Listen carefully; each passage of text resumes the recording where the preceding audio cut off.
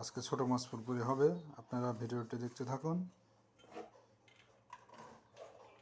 আলু দিয়ে ছোট মাছ ফুলপুরি, এটা কিভাবে আগে মাখায় নিচ্ছি সেটা দেখেন। এখন মাখানো হচ্ছে।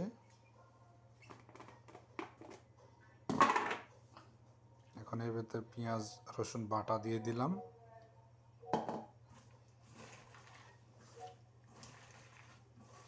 আবার একটু মাখায় নিতেছি।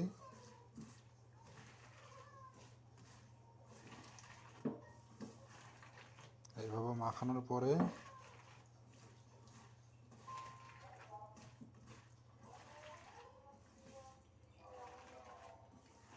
মাখানো হইতে এখন মাছগুলো আমরা দিয়ে দেব।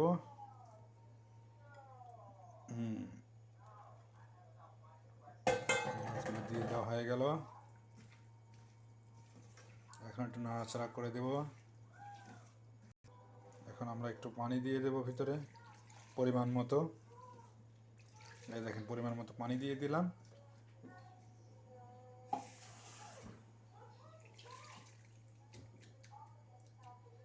ওকে, পরিমাণ মতো পানি দেওয়া শেষ, একটু নাড়াচাড়া করে দিলাম এটাকে। এখন এরপরে এটাকে চুলার উপরে বসায় দেব। এটাকে এখন চুলার উপর বসানো হয়ে গেছে। এখন একটা ঢাকনা দিয়ে দেব। এই যে ঢাকনাটা দিয়ে দিলাম। এখন এটা হতে থাক, এর মন মতো এখন এটা হবে। ওকে, তো এটা এখন রান্না হতে থাক, আমরা একটু ঘুরে আসি। আপনারা ভিডিওটা দেখতে থাকবেন। আল্লাহ হাফেজ। এখানে রান্না হচ্ছে ছোট মাছ। এখানে ভেন্ডি ভর্তা চলতেছে। এখানে ভেন্ডি ভর্তা চলতেছে। ওই চুলায় শুকনা মরিচ ভাজা চলতেছে। এখন একসঙ্গে 4টা চুলা এখানে।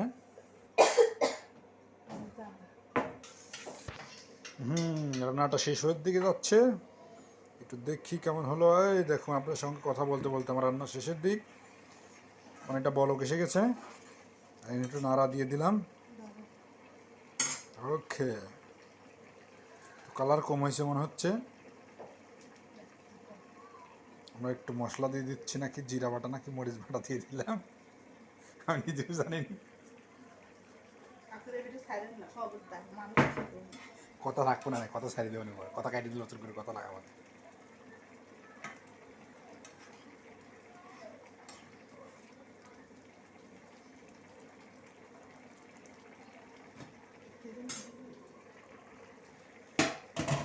এখানে আমার ভেন্ডি ভর্তা চলতেছে। ভেন্ডি কেমন অবস্থা দেখিয়ে।